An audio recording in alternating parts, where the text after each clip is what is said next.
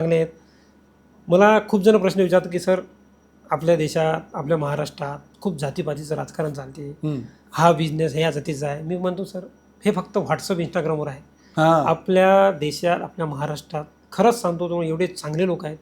आपले सगळं टोटल कोणताच माणूस खराब नाही. फक्त तुम्ही त्याच्यासोबत किती चांगले आहात ते खूप महत्त्वाचं आहे. ते सगळ्यात महत्त्वाचं आहे. जसं तुम्ही माझ्यासाठी किती चांगले आहे, कारण की मी तुमच्यासाठी चांगला आहे म्हणून तुम्ही माझ्यासाठी चांगले आहात. True true. तर तुम्ही किती लोकांना ओळखता, तुम्ही दुरून जज करणं बंद करा. मी या हां. फॅमिलीसोबत स्वतः आहे आणि मी माझ्या कंपनीचं ॲप आहे.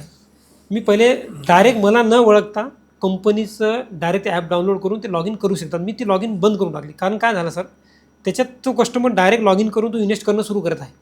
पण त्याची माझी ओळख नसल्यामुळं मी त्याला सजेशन बी देऊ शकत नाही. नाही देऊ शकत. तर त्याचे शेअर मार्केट म्हणजे म्युच्युअल फंडमध्ये जे पैसे कमी जास्त होतात, तो मला ओळखत नाही. तर माझ्या कंपनीचं नाव डॅमेज होत आहे हे मला 6 महिन्यात ध्यानात आलं. हो.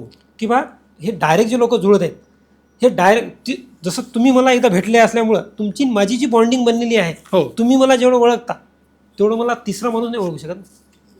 तसं समोरासमोर जेव्हा आपण मिळतो ना, ती जी बॉन्डिंग बनते, त्याच्यानंतर मला तुमचं सगळं आर्थिक नियोजन माहीत पडलं की तुमच्यावर एवढी लायबिलिटी आहे, तुम्हाला कशा प्रकारचे फंड्स तुम्हाला आम्ही देऊ शकतो, कसं तुमचे आर्थिक नियोजन करू शकतो, हे आम्हाला कधी समजणार तुम्हाला भेटल्यानंतर.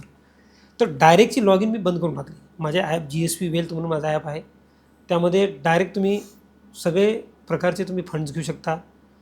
पूर्ण तुमची जे बी असेट असते ती सगळी आम्ही त्यांच्या ॲपवर दिसते.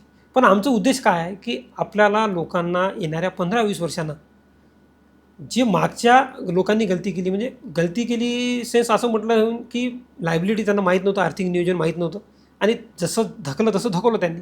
जसं माझ्या वडिलांनी जेवढं त्यांच्याकडून झालं त्यांनी केलं. पण तुम्ही आता इथून तुमच्या पिढीला मागचे खर्च कमी होते, कारण की तुम्हाला शिक्षणासाठी खूप पैसे कमी लागले, पण आज शिक्षणाचा खर्च वाढत आहे. तर त्याच्यावर या पिढीला माझं एवढं सांगणं आहे की तुम्ही तुमचं आर्थिक नियोजन चांगलं करण्यासाठी जरूर आमच्यासोबत बी संपर्क करू शकता. आणि तुम्हाला जर नियोजन करायचं असेल तर चांगल्या पद्धतीने नियोजन करा, कारण की हा विषय खूप गंभीर